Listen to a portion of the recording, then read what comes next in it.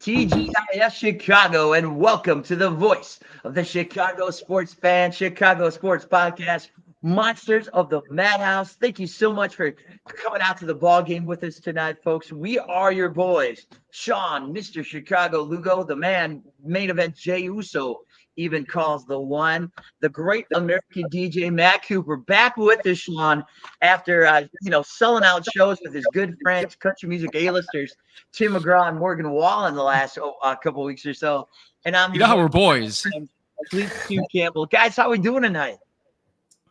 Feeling pretty good. How about you, Coop? I feel great. Excited to be back with you guys. Excited to talk some football, some baseball, a lot going on right now. It's been a fun week just watching sports in general. We were just talking about it before we jumped on here with some of the playoffs, with the basketball and the NHL playoffs right now. It's just, as a sports fan, this is a good time of the year. Absolutely. Oh, yeah. So much going on. Everywhere you turn, there's meaningful sports going on. And even in the NFL season, things are happening as we will get into tonight, friends, on this action-packed Friday Night Lights edition of Chicago Sports Podcast, Monsters of the Madhouse. Friends, we promise to bring you a show, more money than Pete Rose's game picks, more accurate than an Angel Hernandez strike zone, more honest than Shohei Ohtani's former interpreter, but nowhere near as awesome crazy as Netflix's roast of Tom Brady. And we will dive into the roast Tom soup, we promise you, friends, later in the broadcast. But let us start with Chef Caleb officially cooking now as the starting quarterback of your Chicago Bears. This segment of Chicago Sports Podcast of Monsters of the Madhouse is brought to you by Bridges Scoreboard, your Northwest Indiana Chicago sports headquarters with the Hall of Fame menu. Fellas, in the least surprising news, since Jerry Reinsdorf is a bad tipper and Aaron Rodgers needs a personality transplant stat, Bears coach Matt Eberflus officially named Caleb Williams the team's starting quarterback Thursday. The chef is now cooking on all burners in the Windy City. Sean, in the long run, this is a day no one's going to remember in 5 years. So let's be honest, Sean. But does today officially mark the beginning of the Caleb Williams era? Now that the Bears have given him the keys to the offense, keys to the franchise, keys to Lake Forest, and also probably the team safety deposit boxes? I think for the team maybe, but for me it started on draft day. The exuberance, the way the fans were, and since that day, I mean, he's just taken off on draft day. Going to meet at Dunze as soon as he was drafted. Yeah, he's been shuffling around town, going to Cubs games. He went to the Sky the other day with his wide receivers.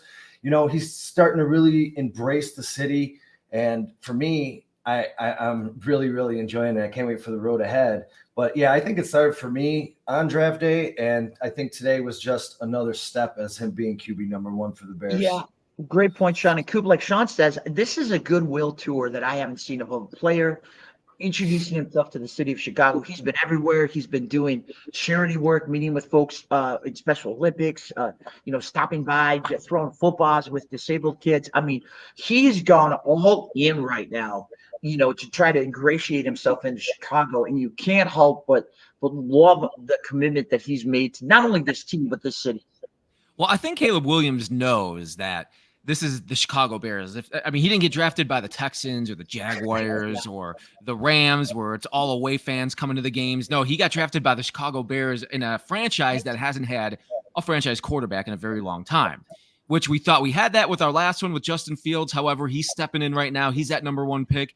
He knows it out there. He comes from a big program. He comes with the hype. He comes with a generational tag that's on him right now that's been given by so many people. So he's walking into this situation, and I think he's handling it the best way you possibly can. He is getting out there. He's making it known. He wants to own this city, and he wants to own this city. He wants to be that guy.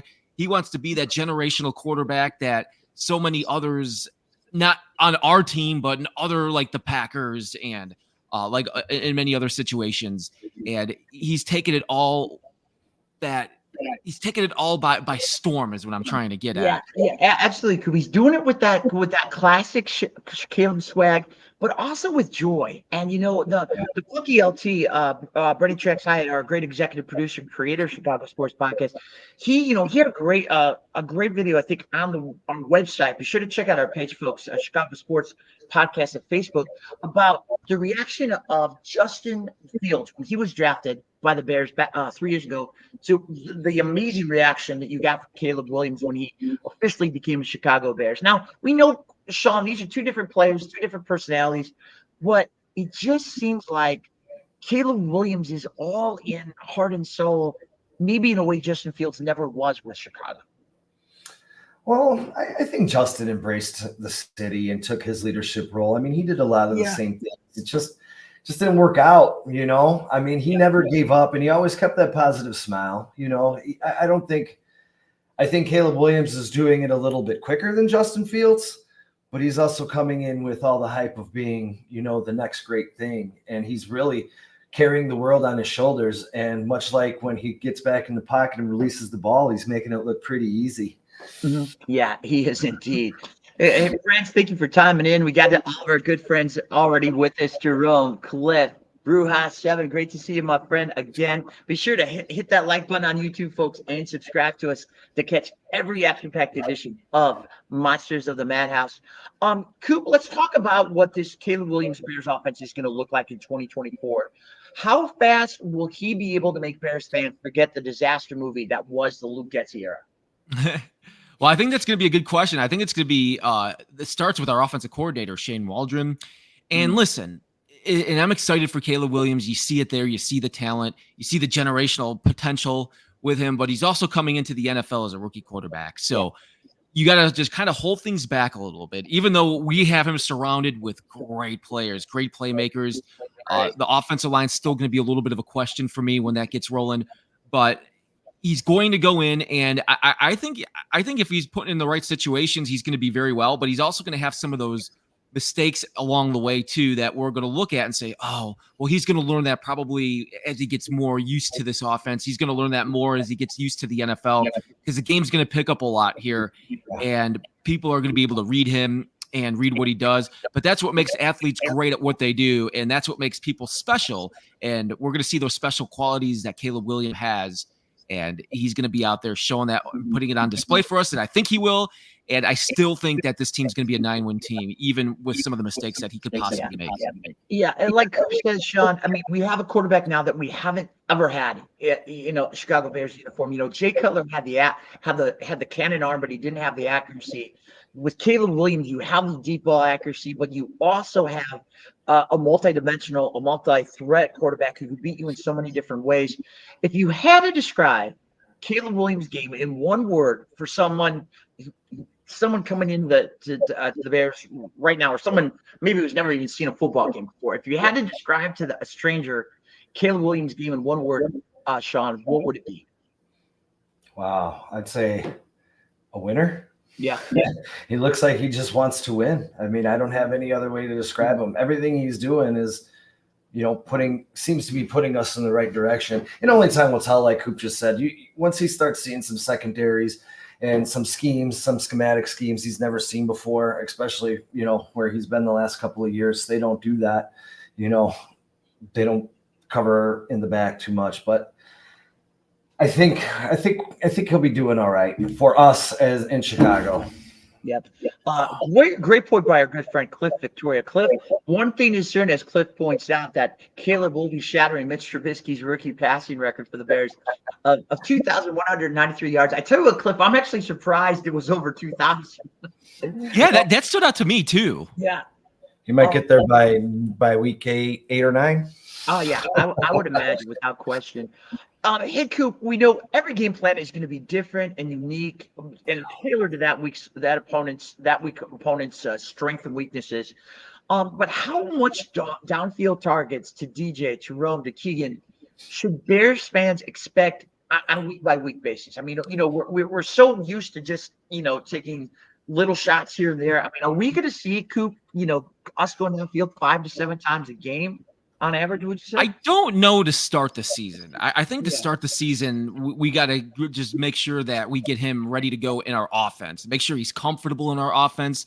Make sure he understands what's going on the opposing defenses, and just kind of break him in here into the NFL. Because I feel like if we just keep doing that and have him just throw 5, 7, 8, 9 times in the first 4 or 5 games, that could either go either way. It can go very well because we have the skill players right there in a DJ Moore and with the Dunes A, but also at the same time, it could be some critical mistakes because there's certain things that he could miss on those. He could miss a coverage read, or he could make that mistake, or he could hold on to the ball too long just because the game has sped up a little bit for him. So I think we got to make sure we have him in the right situations before we start making him throw the ball downfield constantly, and we don't want him to lose that confidence, especially if it's not working in the first part of the season. Yeah, absolutely. Particularly with the fact we don't know what the schedule is going to be looking like too. And if we open up with a killer September, you want him to keep playing his game and playing with his confidence. Moxie, our good friend Scooby Palooza with another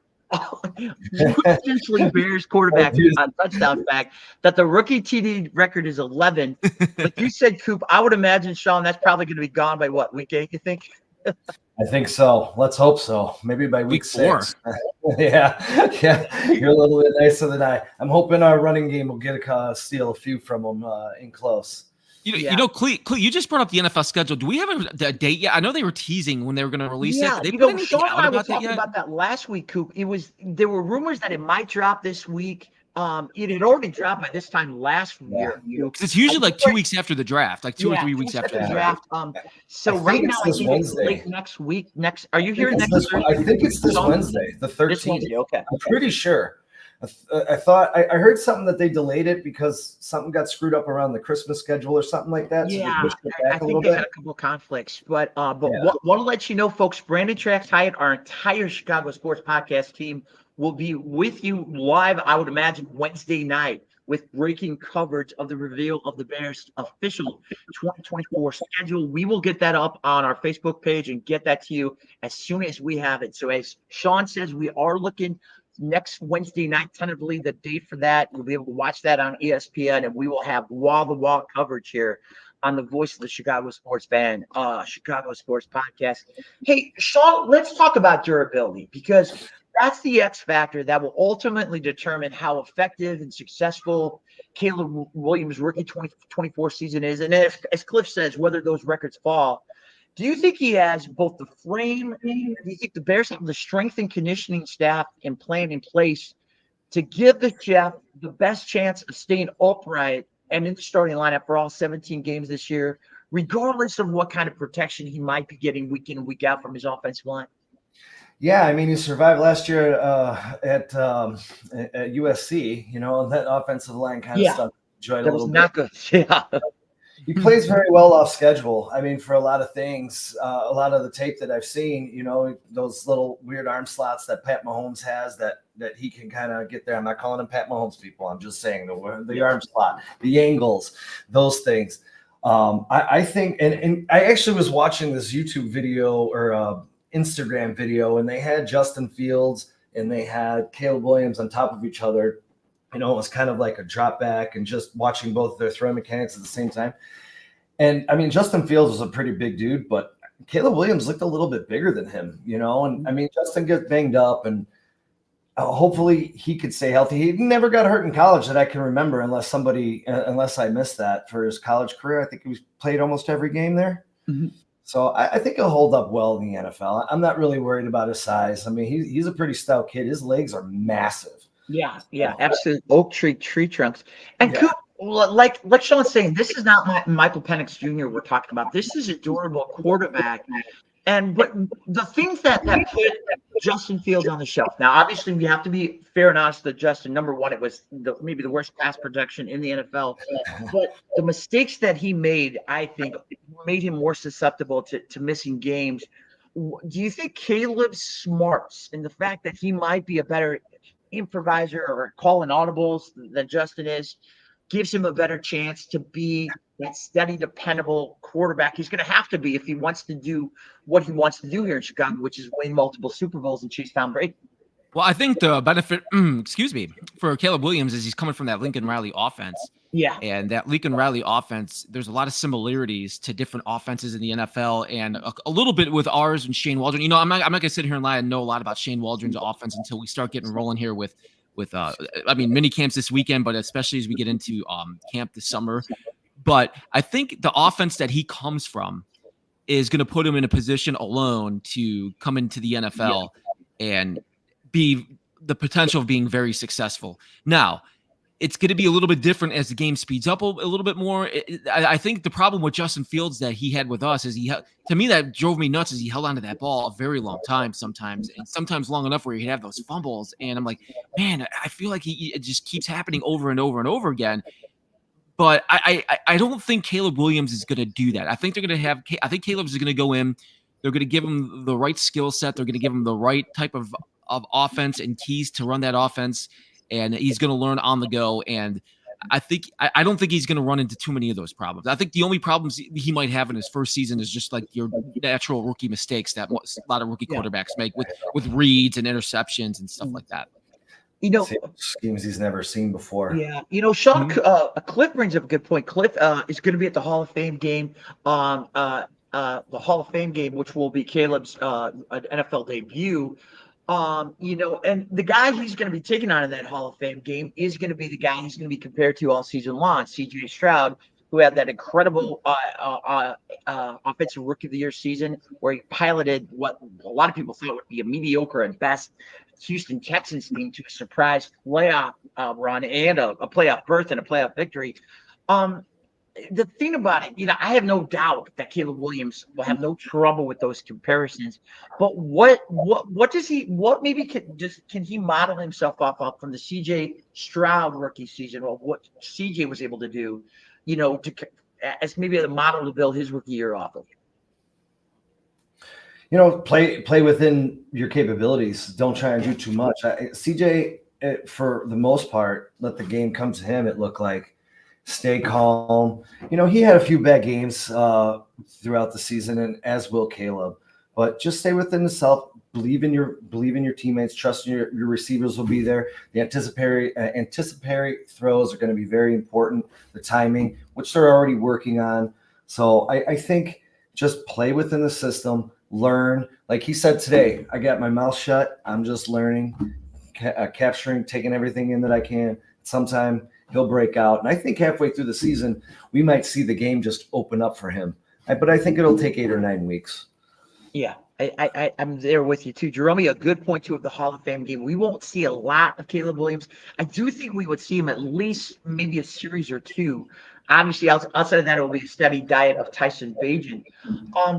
But guys, let's look at this. Let's look at what's coming down next week, because next week is going to tell us a lot about what kind of expectations we can have for Caleb Williams, at least in those first 4 or 5 games, like Sean was talking about earlier. It's such a wild card because, Coop, if we have a schedule, even though we're playing one of the league's most favorable and easiest schedule this year, we know how there could be a situation where we have Green Bay in September, where we turn around and have to play San Francisco. That's happened in the past.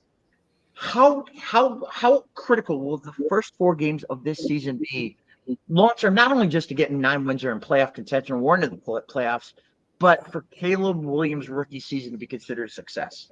Obviously, we can't go the 0-4 route from last year. Yeah, well, what's funny is that the whole schedule thing, I was like, I don't know, what is for the Bears? What's considered an easy schedule now? Because I thought we had an easy schedule when we played the Broncos and the Saints last year and some of these other games that we should have won. But it's going to be interesting to see how they do have it set up for the first 4 or 5 games, because those are going to be the toughest ones, because he's just coming into the league. He's going to be in front of these teams and some of these players that he's never seen before. Some of these coaches that are going to be scheming against him that he's never had done before.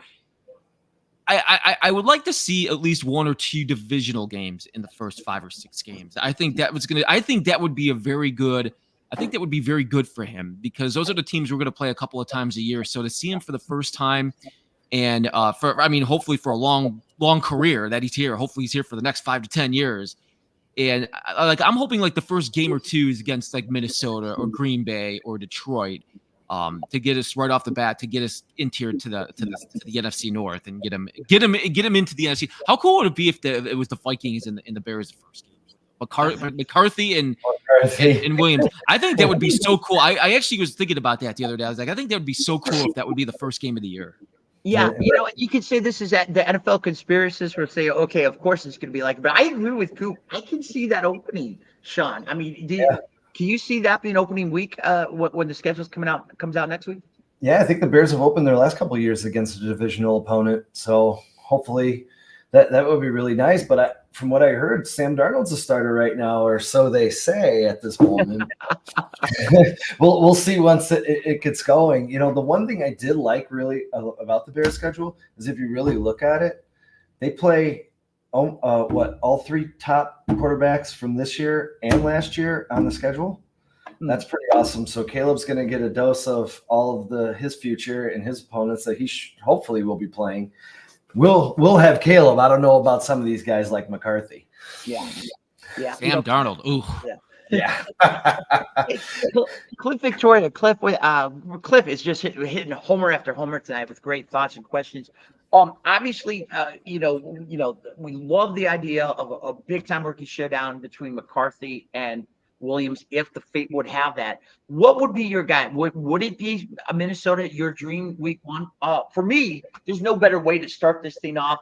Give us Green Bay again. Let's bury their butts and let's kill that curse and start this thing off in style. I think I want a nice easy game. I do for his first one, like the Titans or maybe Carolina, just something that would be nice and easy to get him adjusted to the NFL, and then give me a divisional game because obviously I can't stand Minnesota. I don't want to lose to JJ McCarthy if he is a starter, or Sam Darnold.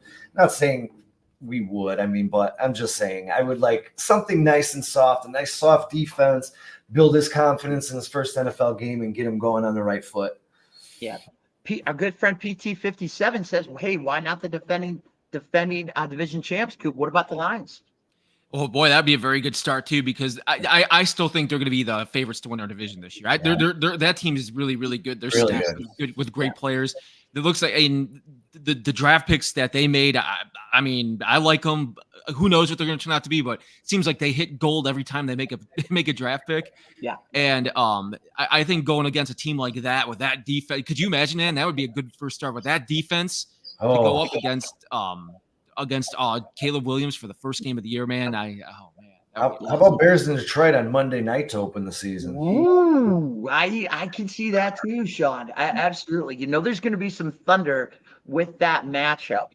It will be interesting to see how it plays out. Again, Wednesday night, folks, Brandon Trax Hyatt, the Hitman, the Punky LT, and our entire CSP team will have complete wall-to-wall coverage of the schedule reveal. Also, want to let you know, Chicago Sports Podcast will be at the Hall of Fame game along with the great Cliff Victoria this August, as a Bears triple threat of Hall of Fame greats get inducted and take their rightful place in the NFL's House of Legends. Steve Mondo McMichael, the spicy pepper, Julius Peppers, and of course the greatest return man of all time, the Windy City Flyer, Devin Hester.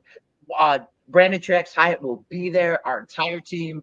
We're giving you wall-to-wall coverage when that comes in this coming August. Be sure to get your tickets available, folks, so you can see the greatest Chicago Bears Hall of Fame induction of all time. Folks, you are watching the voice of the Chicago sports fan. This is Monsters of the Madhouse. Be sure to hit that like button on YouTube and subscribe. Fellas, we know no Chicago Bears team, no matter how good the quarterback is, how good the receivers, the line is, has a prayer of playing playoff football without a great run game. This year, a new man will head the Chicago Bears backfield. He is the appropriately named DeAndre Swift, our big offseason run game addition. As we all know, the great work he did for my wife Jill's Philadelphia Eagles over the last few years. DeAndre Swift, what I like about him, there's so much. We're talking about a guy who ran for 1,049 yards, Sean, last year in 2023. That was good for fifth in the NFL. He threw 5 touchdowns with that. Average 4.6 yards per carry. Obviously, this is not a guy.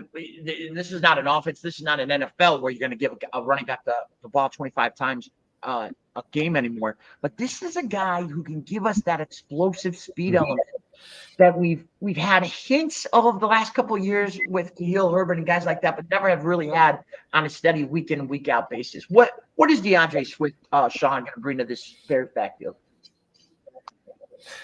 I love him as another receiver on the field as well. You can line him up. He could come out of the backfield, line up in the slot. I know a lot of these a lot of the plays that Waldron was running in Seattle have to do with a couple people in the backfield, and we don't have a tight end 3, so maybe DeAndre Swift picks up that part in some of the schemes. He's a durable running back for the most part. He's had some injury history with Detroit and Philadelphia, but I am also not giving up on Roschon Johnson. I really do like him. I don't think he got a fair shake in last year's system with Getsy, so hopefully he can come out. He was great in pass pro last year. Yeah. So Well, Sean brings up a good point too. In terms of pass protection, you see some of those Matt Forte elements in his game. And when he got a chance, Roschon got a chance. I mean, he never gave us, I thought, a subpar performance last year, Coop. Is this going to work best? Is this going to be like a kind of a thunder and lightning attack that they're trying to design with and Johnson? Well, I think they're taking a page here out of the Detroit Lions, man. Yeah. We need those two backs like they have. I mean, look at the success that offense had last year. When you have those two dynamic backs between, when you see like Gibbs and Montgomery together and how they play well off each other, and you could see that possibly happening with us now between Swift and Johnson. You know, there's a lot of things I like about Swift. I know he's a very instinctive runner, where he could have that big play speed. And that was shown last year in Philadelphia, and I thought he put that on very good display. And they had a good offensive line. They had and on a team too, by the way, where their offensive coordinator got fired this year. So I like those type of things that I see in Swift, and I think that's going to complement our offense very well, and it's going to complement with Roschon Johnson. Yeah. You know, this is a kid who's only 25 years old. As Sean said, has an injury history. You know, and the thing about it, Sean, with how running backs are valued and used in today's NFL, 25 is not old by any stretch in any sport, but the NFL, it seems like 25 is the new 40 for running backs. I mean, are we looking at a guy that is probably just going to be a 1 to 2 year bridge running back until we draft another one? Because that's what NFL teams do now with running backs. I think that's the way of the running back in the NFL, unless you're a super dynamic, you know, Saquon Barkley or somebody. I'm not giving up on Khalil Herbert either. Doesn't do the things that the other guys do. So I do think, and I was actually hoping maybe they would draft one late. If they had extra picks, or if he did trade back, maybe we would fall into one this year to kind of complement these other guys. But obviously that didn't happen. But I personally feel really comfortable with our backfield room right now, because I do think Khalil Herbert, he's not the fastest guy. I think he's got a 4.5 40, but he seems a little bit faster when he breaks through the hole.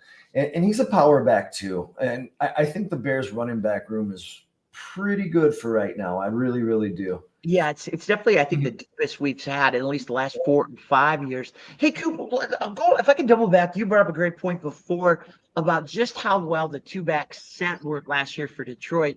Obviously, I think the model that everyone's trying to emulate, Coop, is what San Francisco's been able to do with maybe the most effective run attack of the last decade.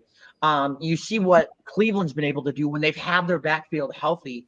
Is this the new model? Is everybody kind of trying to, this is a league of trends and fads, and everybody's trying to recreate the magic of another team. Is everyone trying to be San Francisco now with this two-headed run game? Well, I think Mike Shanahan has a lot to do with that, doesn't he? I think he's the coach where all these coaches are looking at, and all these coaches are looking at his type of offense, and all the coaches that come from his tree, and they have gone off, and they're using those running backs. Yeah, it is. And I think a lot of it, too, has to do with injuries. I mean, I feel like these injuries keep getting worse every single year, and you got to have that. You got to have those guys ready to go, and you got to have. If you have two monster backs like that, we were just talking about Swift. I mean, I love Swift. Sean, you just brought it up. The way he can catch out of the backfield, that dude does not drop. I think he's only had a couple of drops and like the crazy amount of catches that he's had. Yeah, so we lose to talk about that. Yeah, so you see that possibility with him, and then Johnson with his speed. And you put those two guys together, or you alternate them a little bit, and depending how you use Moore and the other type of receivers in our offense, it's going to be a lot of fun to watch. But to your point, though, Clete, I do think this is kind of the way of the NFL right now, where you have to have those type of backs. And Cleveland is a perfect example last year. When you have a guy like Chubb going down, you got to have that next guy going up, because Chubb, to me, there's about 3 running backs in the NFL that are playmaking game changers. Barkley, when he's healthy, I think he's one of the best, and I think Nick Chubb is the best. I think that guy overall, when he is healthy, is unstoppable. But when you lose a guy like that, you have to have those guys in the back ready to go. Yeah. Coop, piggyback on your thought, Nick Chubb, I'll call it right now, will be the AFC Comeback Player of the Year this year in my book. Hey, Coop, our good buddy Darius Lockhart. Darius, amen, my friend. I am right there with you. I hate the way what has happened to the running back position, how they're paid, how they're valued, how they're used, how they're discarded like yesterday's garbage after they hit year 3 or come up for a contract renewal. That being said, Sean, the reality is this is how we use running backs today. I mean, we're never going to see another Walter Payton. We're never going to see another Neil Anderson. We'll never see another the great back that we had who had 10 straight 1,000-yard rushing seasons, really. But we're never going to see those guys again. And it's sad for me because this is a league that was built on a great running game. But what is the best case scenario for the Bears running game in 2024? Obviously, this is the Caleb Williams show. It should be. But what kind of week in and week out production do you think we're going to get from this run game? I mean, is this run game that can give us 100 yards week in and week out? I believe so. DeAndre Swift's good for 60 to 80 yards, and you could probably throw the other guy, either of the other two backs in, Rojo or Herbert, and probably make up 20, 30 yards. If they're going to run the ball as much, hopefully we don't get too pass happy and get crazy at the beginning of the year. I really do think it's possible through at least the first 9 weeks of the season, as long as the Bears aren't behind too much, especially as Caleb gets acclimated to the NFL. So, again, like I said a few minutes ago, I love our backs. I do think we can get 100 yards. You guys forget Caleb's going to run out, and he's probably going to get us 20 a game, So I think the entire run game together will be just fine, especially in Waldron's offenses, because all those disguises and stuff he does, how he attacks all 3 levels, you never know exactly who's getting the ball, and he repeats the same formations and throws different little nuances in there. So I think it's going to be really, really, really fun backfield to watch between all 3 of them, actually. Yeah, and our good buddy Scooby Palooza talks about, Matt Forte, the last truly great Bears running back. He was so good, so proficient at catching the ball in the backfield. I mean, we look at the numbers that he was able to produce, become one of the greatest Bears receivers of all time from the running back position. But like Sean's talking about, Coop, is we've got 3 guys, legitimately got 3 guys who can kind of play that Matt Forte role in the backfield this year. Yeah, I know. I'm excited for this. Now, I think that the key part for our offense is going to be the offensive line. How does our offensive line play this year? That's where I'm kind of factoring everything in right now, because I'm still not like 100% sold on it. I like some of the pieces we got. I do like the trade they made with the Bills, but we'll see how that plays out. And I hope I'm wrong, and I'm wrong a lot. So I hope my fears are like, these guys are going to be a lot better than what we think they are. So I think it's going to start with the front offense up front with the offensive line. Yeah. If we could audible a great question from our buddy Jay Grizz, that a question that a lot of, I think, fantasy drafters are going to be asking themselves come late August, guys. With Caleb, from a fantasy perspective, you're right on top of this, Sean. From a fantasy perspective, what's his value for guys for teams in his rookie year? I mean, are we looking him at a guy who is going to go in the second round of a lot of fantasy drafts? What's the fantasy word on the street of his value, entering his rookie season? I think in Chicago, 2 keeper leagues, he's going to be one of the top 3 picks. Oh, sure, right. We do like to throw the perspective out the window, particularly when we're drinking the Bears Kool-Aid mixed in with some Miller Lite. When we're drinking. I probably wouldn't take him early in a draft. I'd like him as my backup. I'd say, but that's just me and the way I draft. I think he's set up for a lot of success, but again, I do think he's got to get acclimated. I don't think he's going to be coming out of the gate the first 8 weeks, throwing, 450-yard games or anything like that. There's some other quarterbacks in the draft that we know can do that. So if I can get him as my backup and know what he's going to become, I would be very, very happy with that. And that's probably in the 3rd round, especially in Chicago. Yeah, 3rd round. That's right. Leroy Pinkston Jr. the 3rd. Leroy. What up, Leroy? Leroy, great to see you, Leroy. Great. Hey, Pinky hit it out of the park last night, folks. If you did not see it, check it out on YouTube. a blockbuster edition of Thursday Night Football with Peaky and the crew. Set some really big time numbers, numbers that we have a long way of going to try to catch up to. Great work, Peaky. We love you, brother. It's great seeing you back with us, back on the mic and back with Chicago Sports Podcast as well. Hey, friends, thank you for all of these great comments. Everybody's lighted up with great points. Let's shift gears a little bit, folks. Let's kind of lighten the mood a little bit. Let's talk about the event that went down in Los Angeles Sunday night, ladies and gentlemen. The infamous roast of one Mr. Tom Brady on Netflix, drawing monster numbers for Netflix, 2 million live viewers, and it's probably been viewed by tens of millions of people since. Friends, it was everything a roast should be. It was blue, it was off the cuff, it was unscripted in a lot of places, it was raw, it was uncomfortable at moments. And whether we love them or hate them, and from Chicago a Bears fan standpoint, all you could do is I think, you know, be in awe of what he's done, and wish we would have had the 199th pick or any of the other chances we had to draft him in the 2000 draft, taking him. But what does that roast, Coop, say about the legend of Tom Brady, where he gets the Hollywood treatment, where literally the entire world came out just to make fun of the GOAT? Well, it says he's the greatest quarterback of all time, doesn't it? Not Yeah. only that, but greatest quarterback of all time. And I think when you see that all-star caliber that they had on there, including his old coach, Bill Belichick, it was like must-watch TV because people wanted to see the interactions. People wanted to see if there's anything between them. Yeah, and like Darius says, it just got wilder and wilder as it went up. Kevin Hart, I thought, was a terrific MC. You kind of start, you bring in the usual roasters, and then when you bring in Nikki Glazer was she's hilarious. On fire. She was just on fire. Well, unfortunately, we cannot repeat. No, let's do it. Let's do it. Well, I think my 7-year-old upstairs, I think is out. Sean, your kid's old enough, I think, most of them anyway. No. No, okay. We'll keep it PG for you, folks. Okay, as PG as we can go, Sean, for you, what was the best one-liner? What was the best joke of the roast of Tom Brady?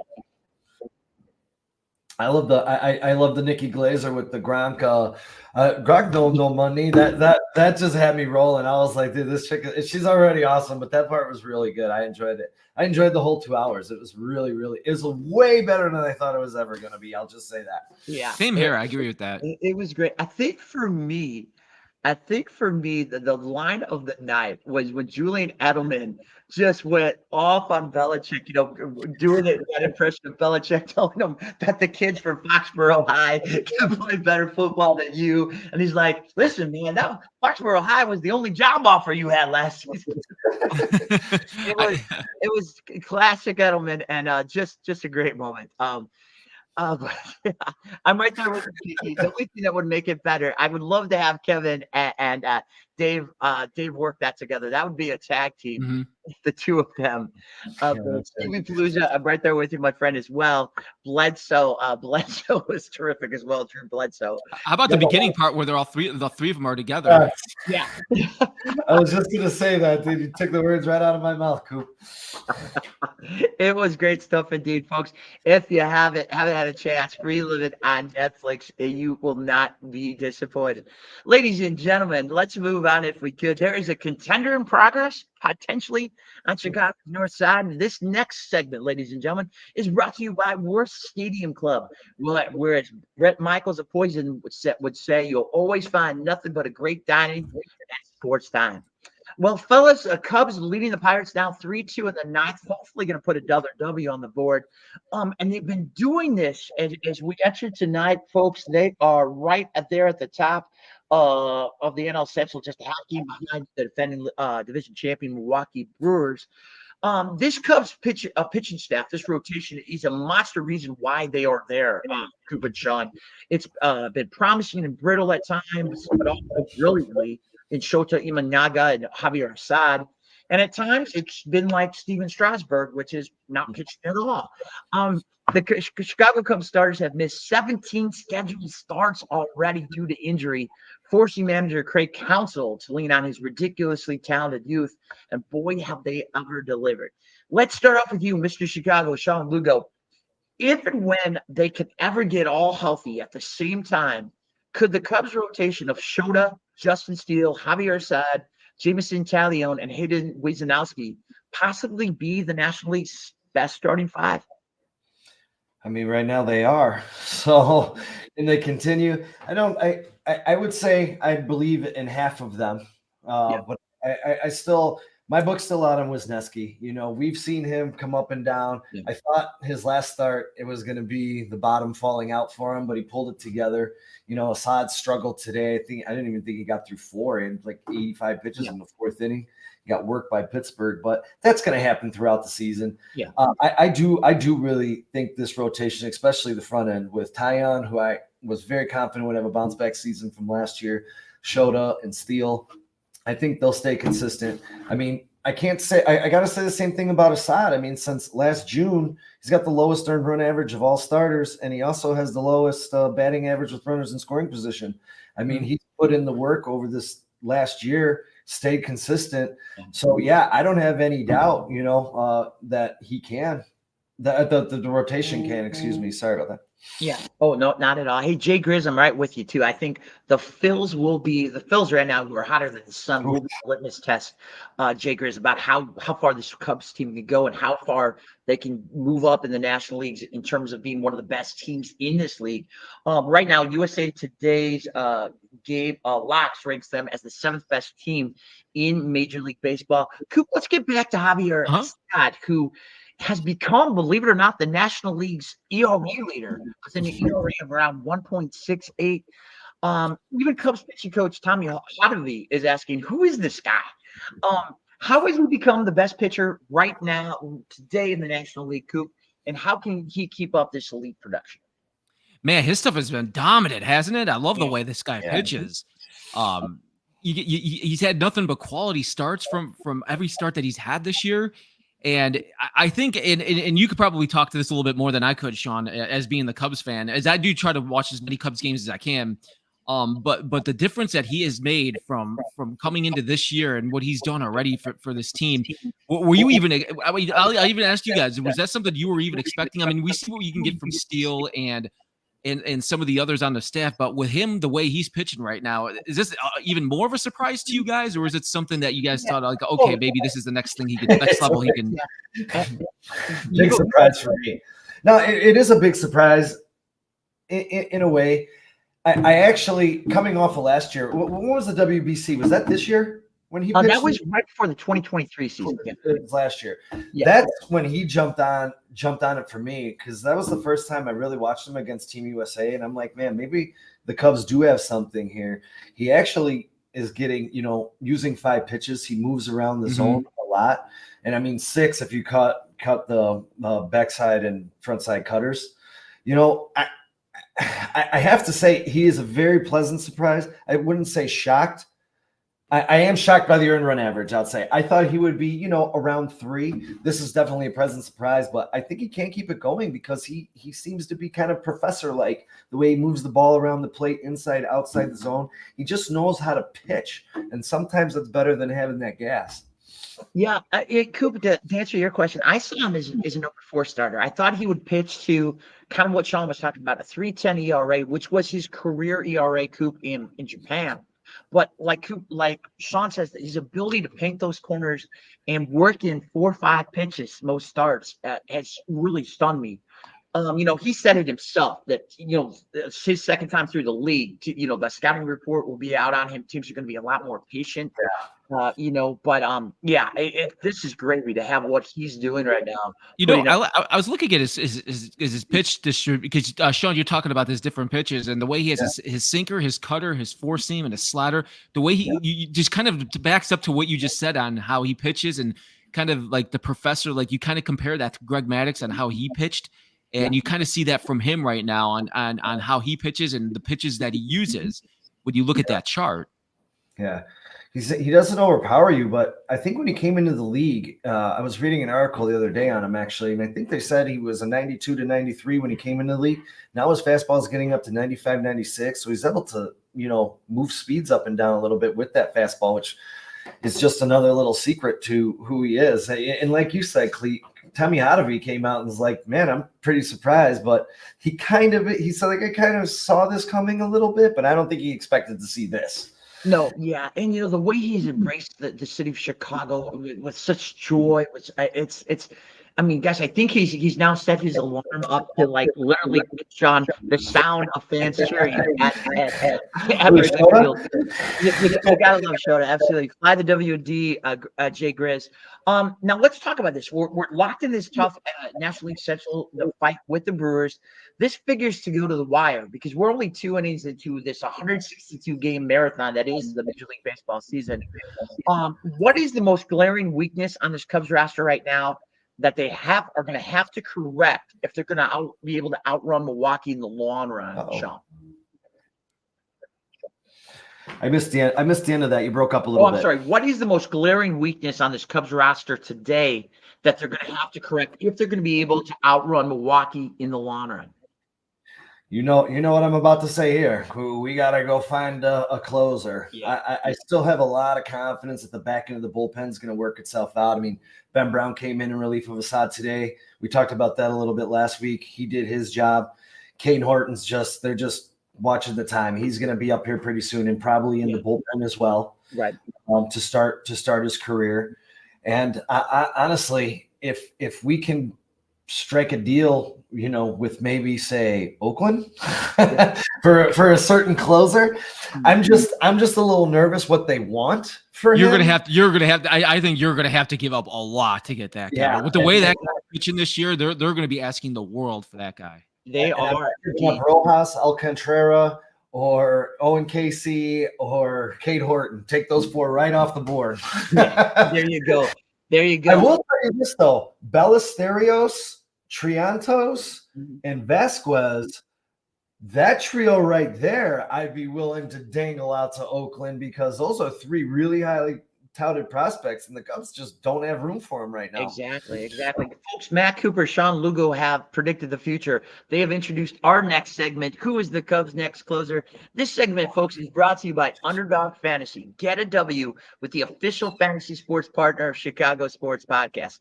Enter your bid tonight, friends, by using the special CSP promo code when you sign up at UnderdogFantasy.com. Chicago Sports Podcast users will receive a 100% deposit match up to $100 when they use the CSP signing code.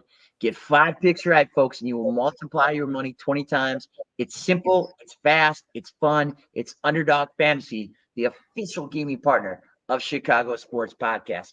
Okay, Sean Lugo just told you, folks, Matt Cooper, amen that. The Cubs need a closer. Hector Neris, who is a natural setup man, has done a solid job as the Cubs fill-in closer for Albert Adzale, who fell apart like a house of cards last month. It feels like Adzale has blown more games already this season than the night before birthday candles Hollywood legend Clint Eastwood will blow out this year. This guy is so flammable, folks, Adzale. The Chicago Fire Department requires him to carry the fire extinguisher wherever he goes. Coop, this guy struggled so much to close things, he's leaving doors open all over Wrigleyville.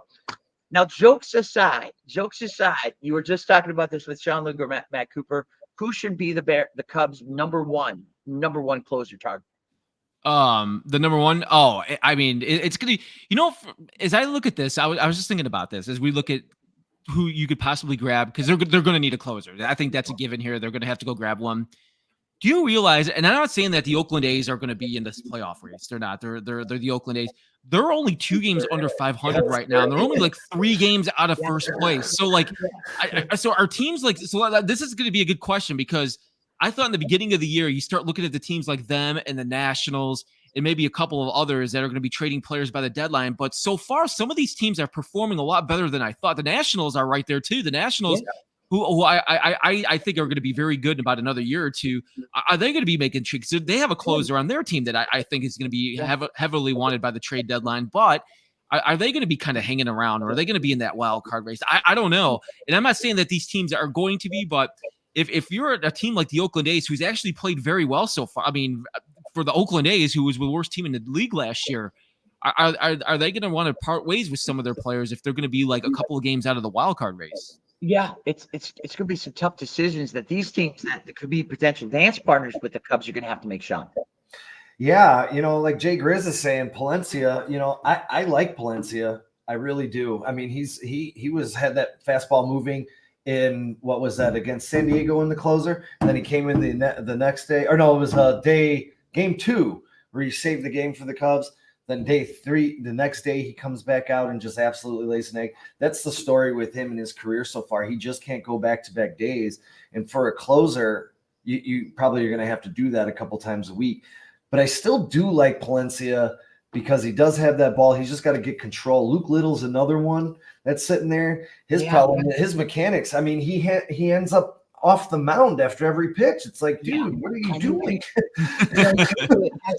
There's a Bobby Jenks. He's got a little Bobby Jenks kind of in his delivery as well. Fellas, let's throw this at you. Miranda Ramaklis, terrific writer with Fansided, has proposed a deal between the Cubs, and are you ready for this, guys? Of all teams, the arch rival St. Louis Cardinals to solve the Cubs' closer problem. Now, usually I call this idea of trusting St. Louis, Coop, like trusting a bomb villain not to use a nuclear warhead for evil purposes. But deal is intriguing, Coop, but the price tag, which is coming here in a second, is terrible. In this proposed deal, the Cubs would get elite St. Louis closer Ryan Helsley, who's the only good thing in St. Louis these days. He's having a real brilliant season, 1.5 ERA, 0.89 WHIP, and 18 appearances. But to get him, you've got to give up the jovial, former-happy Christopher Morel. Now, Sports Illustrated's John Conahan says here, Coop, adding someone of Helsley's caliber could be why the Cubs win games when it matters most in the second half of the year. He's been as good as anyone in baseball and would be a massive help to a bullpen desperate for a high-end arm. Coop, would this be worth the high cost of Christopher Morel? I think it would, because you have a farm system like the Cubs do, and then they can get somebody ready here to bring up. I don't know who that is, or you can go out and make another trade. You can do that too because you have the resources to do that. But you also have that farm system where you could start bringing some of these guys up and get them in place. And I can tell you too, the Cardinals. I saw the Cardinals play. I went to St. Louis to watch them play the White Sox. That team sucks. Yeah. They're not good. And Wilson Contreras was their only really good player, and he went down now. He's out for what, 6 to 8 weeks? I saw yesterday. And he was off. He was off to a really good start. He was really the only good hitter on that team. And other than that, they can't score, man. So I think they're going to be like in a boat like with the White Sox and the Marlins and the Rockies, where they're going to be starting to unload some players. I think it is. I listen. I'm a big Christopher Morel fan. I like the way he plays. I like his bat. But if you have that lockdown closer that can win you games, especially with this pitching staff, and if this pitching staff's not going to give up that many runs, you have to go make that trade. Yeah, absolutely. Hey, great points by everyone. PT57, our good buddy, with a great point too, that it's a launch system, a launch season, but you can trust in Craig Counsell, who I think PT57 has already won this team 4 games this year. Coop or Sean, let's get your thoughts on this. If we stay, let's just say the price tag is too high, that we just can't find a trade partner for a closer. Can this team win the NL Central, Mr. Chicago, by staying the course with Hector Neris as our closer? Well, I don't have a lot of faith in Milwaukee's pitching either. I think they're going to turn into a pumpkin at some point. Yeah. But I don't know, because Neris, I mean, right now he's walking way too many people himself. And he's been really shaky. I mean, I started calling him Nervous Neris because he makes me nervous as it can be when he's up there. He's not been the guy all over again. Yeah. But, we still do have Merriweather coming back. I think his due back date is like June 5th. Yeah. So, and Smiley's coming back, but you don't want to put Smiley in the closer role. Merriweather might be someone who can fit there, and I think we talked about this last week a little bit. Closers are just different. They're built different. Yeah. So I don't think the Cubs. I would make the trade, send off Morel, get a real closer in here, and call it a day. Yeah. Do you think there's enough power in this offense without Christopher Morel? I do. Really? Okay. I still do. Okay. Yeah. And let's talk about that because that brings us up to our next point, ladies and gentlemen. Injury news for the Cubs. Dansby Swanson going on the IL with a 10-day IL at retroactive, which means he could be back as soon as next week, as the great Mr. Chicago Sean Lugo pointed out for us in our pregame. It's a right knee sprain, not really serious. Good news is Seiya Suzuki finally comes back. Suzuki was hitting 350 in his final 15 games before he went on the IL. Compare that to Swanson, who's been hitting 150 since the Houston series. Um, Obviously, both of those guys are going to have to be huge. Right now, is there enough firepower in a Cubs lineup without Christopher Morel that does have this guy back, who was monster today? Absolutely. Back in business to cover Baseball Digest, Cody Bellinger. Is there enough thunder for this team right now to have the offense to last for 162 games? Remember, that thunder wasn't there the final 2 weeks last year, Sean. I mean, you got Belly, Suzuki, and Bush. Those guys, they're all bangers. I mean, and I still think Dansby by the end of the season, he's going to hit his normal 18 to 20 home runs. I think he's really been affected by this knee because I believe they said he hurt himself in New York originally. Yeah, and I think it was his plant foot for his back or his plant leg that he hurt. So maybe that was just affecting him. I mean, the guy's a lifetime 260 hitter. He's just looked really lost at the plate to start the season. Mm-hmm. I still think he'll turn it around. So there's, still some home run power in here with Belly, Bush, Swanson. I still think so because we need that closer. Yeah. You're gonna have to give to get. We're gonna have to give up something. Yeah. And I don't want to give St. Louis our farm system. So I'd rather just give them Morel. I agree with you. Hector Neris is basically duct tape at this point. Hey, Scoob, my friend, I'm right there with you. I think the Cardinals have never looked better than where they are, ladies and gentlemen. Amen. The absolute seller of the National League Central Division. It's a beautiful thing indeed, Scoob. Folks, you are watching the voice of the Chicago Sports Band. This is Chicago Sports Band Podcast, Monsters of the Madhouse. Be sure to hit that YouTube like button and subscribe to us. Hey, let's look. Is there a pulse on the south side, fellas? This segment is brought to you by TC's World of Wonders, the one web address that can make all your Chicago sports jersey and memorabilia dreams come true for a price that's almost too good to be true. Ever since Matt Cooper went down to STL and brought home a sweet W, right. the White Sox, as our boy Pinky pointed out, are playing good baseball. This team's 500, over 500 now. Since Matt Cooper brought them some life, a big win over the Guardians tonight.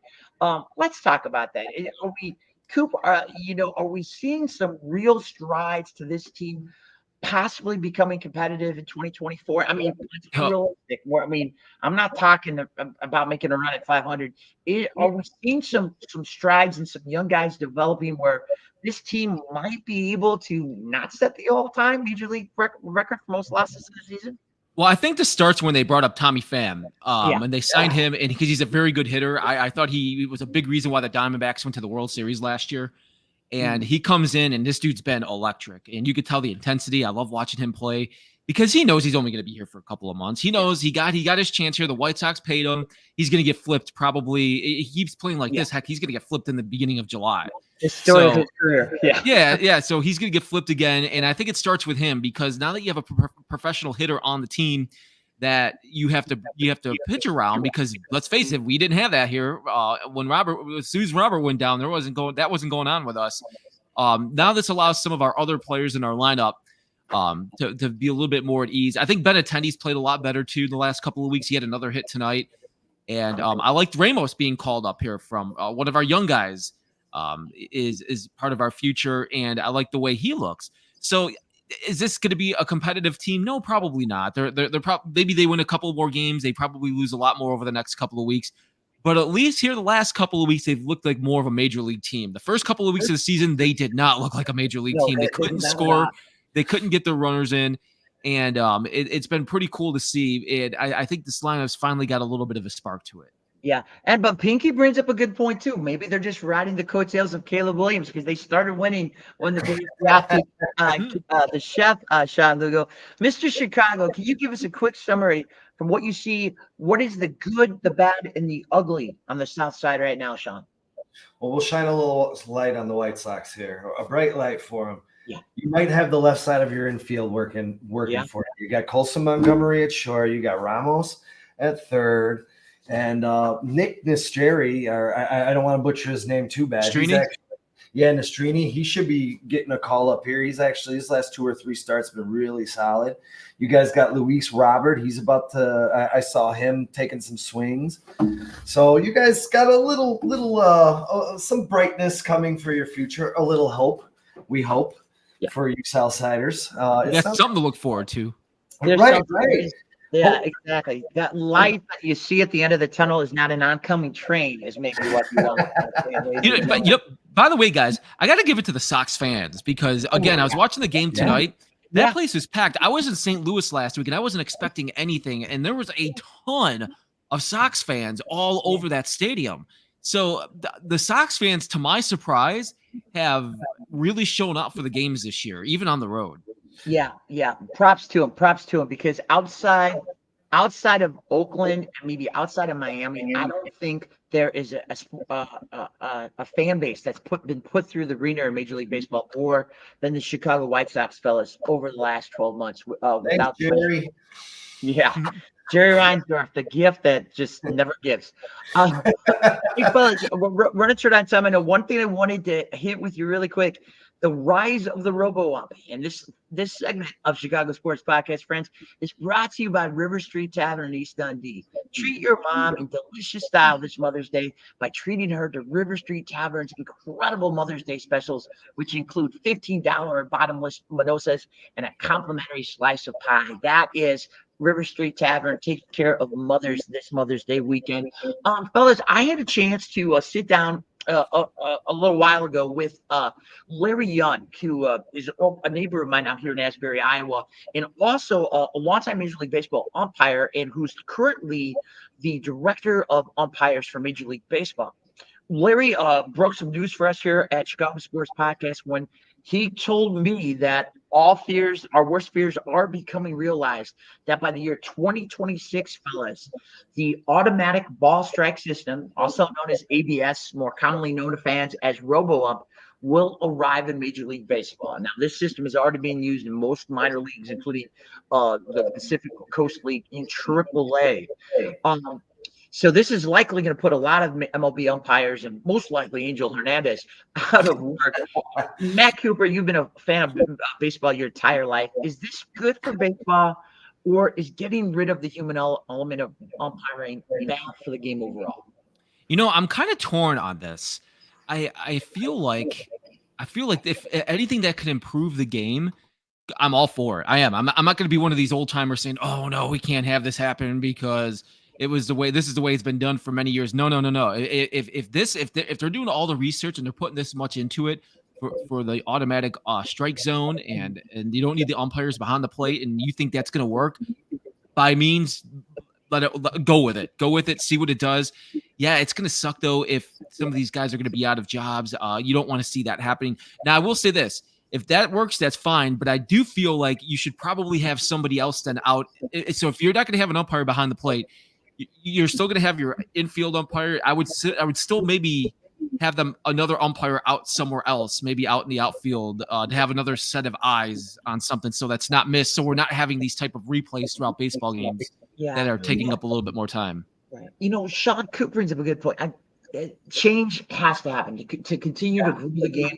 Particularly, you want to get younger fans. And of all the changes that Commissioner Rob Manfred, Mr. Chicago, has made to the game over the last 5 years, the pitch clock, largening the bases, everything designed to speed up the game. Is this something that is needed for the next generation of baseball fans? I'm talking about your kids. I'm talking about my 7-year-old Mackenzie. For the way kids gravitate to sports now, does it need robo-umps to become more efficient, become faster, and I guess more overall, maybe a better call game? I'm going to say yes because these guys miss balls and strikes constantly, and they're costing in big moments, Yeah. costing teams games. I mean, something has got to give. We were watching with the Cubs. I mean, I watch more Cubs than anything, but when the ball's in the zone and they're calling a ball, and then they're maybe making it up because they missed the call with a ball that's out of the zone. I mean, that's the way I feel when I'm watching this. I'm like, oh, we just missed one in the zone. Oh, we just gave him 1 6 inches off the plate. I would like that element taken away from the game. Absolutely. Yeah. Without question, and Matt Cooper, you have seen Angel Hernandez. I hate to beat up on him, but he's under fire. You have personally seen him do the White Sox dead run a number of times. Like Sean says, I mean, when you have a chance to get it right and you don't have to spend 3 to 5 minutes, calling New York, is this what baseball needs? It is what they need, yeah, and I think it's something they need, and it's been better already with some of these rule changes in the pitch clock. I think the games move a lot quicker now, and I love it. And it's trying to help out this game. Let's face it here, our younger generation, we would like to believe that they're playing baseball, but not so much anymore. It's not like it once was. Yeah. And we want them to be that, and I think it's because it's just so long, and it was just taking so long. And I think anything that can help enhance the game and make it more better experience for people and fans and players, I'm for it.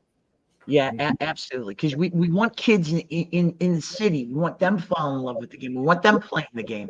And as much, and look, I love the game that we grew up with, guys, but maybe it just belongs in that era. Maybe for the same reason why the 85 Bears, as epically awesome as the 46 defense was, for the good of the health and well-being of today's players, it just can't be played anymore. But hey, friends, I tell you what, this was absolute joy. This is my favorite time of the week, talking sports with y'all. All of our great friends, PT57, Jay Grizz, Scooby, all of you for chiming in. Cliff, we love you. Thank you so much. Pinky, guys, you absolutely crushed it, my friend, last night. You were Cody Rhodes. Great job, as always, by you and the crew. Just great work. And Pinky will be back next Thursday, folks. Don't forget to get Pinky's lowdown and his reaction when the Bears schedule is revealed. We believe that will be next Wednesday. Brandon Trax, Hyatt, the Punky LT, the Hitman. Our entire team will have wall-to-wall coverage for you that next week. Fellas, what's going on this weekend? What's on the calendar for Matt Cooper? Matt, who are you hanging out with this weekend? Laney Wilson, Randall Lambert? Yeah, well, you guys, I got to look at my calendar here. Yeah, a little busy. I don't know. They're hanging. I'm not hanging out with them. They're hanging out with me. Oh yeah, that's exactly. right. He's a great American DJ. Yeah. They're A-listers because they know Matt Cooper shot. Mr. Chicago, what you got going on? I am actually having a little barbecue and about 15 friends over tomorrow. We're gonna play some bags, shoot some darts, and enjoy the 68-degree weather. Hopefully my allergies will be kind to me. Yeah. Just the alcohol, man. Just more alcohol at that barbecue. That's right. Hey, you've been playing her, Mr. Chicago, ladies and gentlemen, overcoming some big-time allergies tonight to deliver an all-star performance. Great work, Sean. And for all of you, friends, thank you so much for giving us some of your weekend, kicking it off with us. And to all of our mothers out there, the miracle that allows us all to be sports fans, none of this happens without you. We wish you a very happy Mother's Day to everyone in the family. And for all of our mothers who are no longer with us, we'll be thinking about you and remembering all those great times. So, ladies and gentlemen, this has been the voice of the Chicago sports fan. That is Mr. Chicago Sean Lugo. That is the great American DJ, Matt Cooper, ladies and gentlemen. I'm Cleet Sue Campbell. Until we meet again, fellas, everyone, we love you and keep living your life. Happy Mother's Day, Mom. Yep, happy Mother's Day, everyone, and keep living your life like the Hall of Famer Steve Mago McMichael with everything you've got. Have a great weekend, everybody. Take care, guys. See you next Friday on Monsters of the Madhouse.